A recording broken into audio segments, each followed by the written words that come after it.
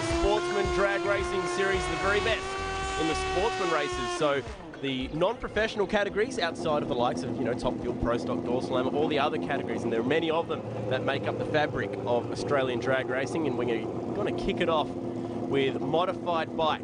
It's a Group 3 category where the racers dial in their own times. So I see 9:05 on the back of the Suzuki, and a red light for Walker.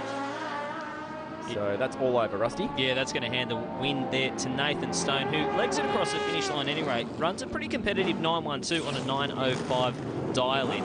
But certainly a red light for Shane Walker, not what he would have wanted. Next pair up, it is Rob Cassar. He's going to take on the local racer, Johnny Ireland. Rob Cassar, a man who has raced in top bike, as Ireland hoists the front wheel the whole way out to 60 foot. That was cool. I don't know if it's going to be the fastest way down the quarter mile. It's all about hitting that dial in. And how far did he miss it by as a result? Cost him a good half a second, but definitely gets points for style. And Cassar, a man who's knocked out Jay Upton in Group 1 drag racing trim in top bike, will go through with modified bike. Well, now it's time for Nicky Zakruski from New South Wales taking on Edgar Malice on the street bike style in the lane that you can see closest to us. Oh, Nicky Z just rolls the beams. It was almost like she prematurely launched there, and well, that just hands the win across to Malice. So Malice has the chance to run it the whole way through the stripe. Look at that front wheel starting to bobble up, and actually misses the dial-in by a good couple of tenths there. That's a time that the racers get to pick themselves. Yeah, and it's very difficult on that style of motorcycle as well, because you don't have the big wheelie bar to rely on out the back. Next bike up, we've got a very, very wild run for James there. On the Kawasaki, launched straight to the wall, and thankfully on a solo pass, so had nobody to lose to, and look at that, missing that time. So was trying to run a 9:64, missed that one by a country mile, pushing it on through. This is modified bike.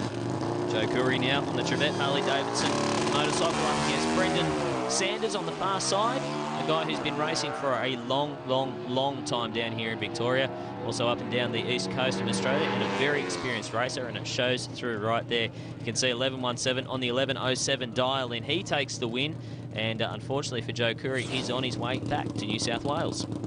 Group 3 racing in these conditions, very, very tough, trying to hit those dial-ins as best as you can.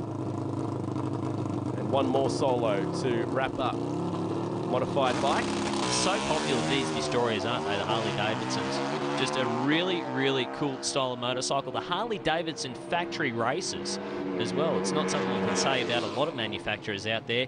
And Brett Curnow goes through for a 9:83 on the 9:65 dial-in. So he will go through to the next round of racing. Just weathering those bumps down there in the braking area. This is how the points are looking for modified bike, and good to see Luke Newhoff still staying strong on top those first few